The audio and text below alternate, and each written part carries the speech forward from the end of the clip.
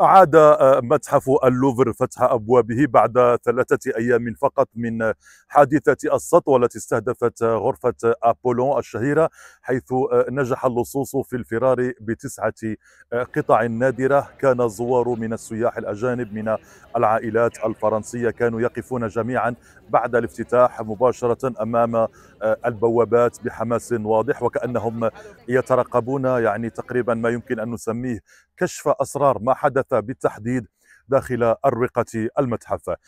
رغم إعادة النشاط بقيت غرفة أبولون بقيت مغلقة أمام الجمهور. ما زاد من شعور الفضول، شعور الإثارة بينهم، خاصة الزوار الذين لم يخفوا رغبتهم في استكشاف الأجواء بعد الحادثة النادرة في تاريخ المتحف.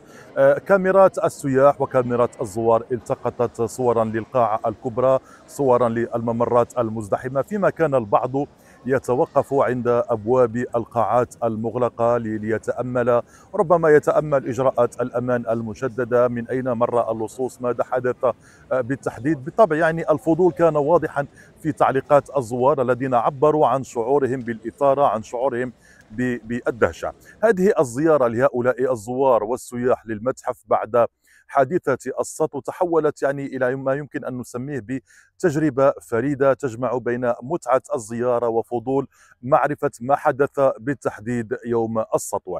لنستمع لما قاله بعض زوار اللوفر في هذا اليوم. Quite relieved actually that we can go. Yes. Yeah. Yeah. Yeah, I think it'll be nice to see the Mona Lisa. Yeah. La Joconde. Yes. Yeah. Hopefully everything else is open. I get that there may be a room that's closed, but or a space that's closed.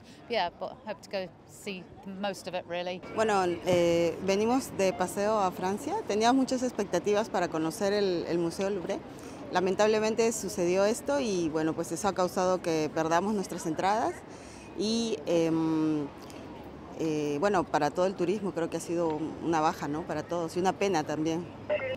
Oui, donc ça nous a quand même un peu préoccupé du fait que on avait pris nos billets il y a quelques mois et quand on a su qu'il y avait eu un vol, on s'est demandé si on allait pouvoir au final visiter le Louvre. بقي أن نذكر أيضا أن لورانس ديكارز مديرة متحف اللوفر جرى استدعاؤها رسميا من قبل مجلس الشيوخ الفرنسي، الغرفة الثانية للبرلمان، ولأول مرة منذ الحادثة. وستتحدث مديرة اللوفر عن ما جرى بالتحديد، عن أوجه القصور، عن كاميرات المراقبة، وسيكون عليها أن تشرح للمشرعين كيف تمكن اللصوص من سرقة مجوهرات ثمينة لا تقدر بثمن من أكثر متاحف العالم زيارة. ومن المتوقع أن تركز الاستجوابات على شروط الأمن في غرفة أبولون في متحف اللوفر. هذه الغرفة تضم مجوهرات ملكية وقطع تاج فرنسا والتي تبلغ تقريبا نحو 800 قطعة. إدارة المتحف والخبراء قدروا قيمة المسروقات بتقريبا 88 مليون يورو، وهو مبلغ وصفته المدعية العامة لباريس لور بيكو بأنه مذهل وكبير للغاية، لكنه لا يضاهي القيمة التاريخية للقطع. هذه السرقة وصفت من بين أكبر عمليات سرقة الأعمال الفنية في العقود الأخيرة، حيث تم الاستيلاء على 8 قطع من مجوهرات التاج الملكي خلال الحادثة. كانت في البداية 9، لكن قطعة أخرى جرى العثور عليها في أحد شوارع باريس.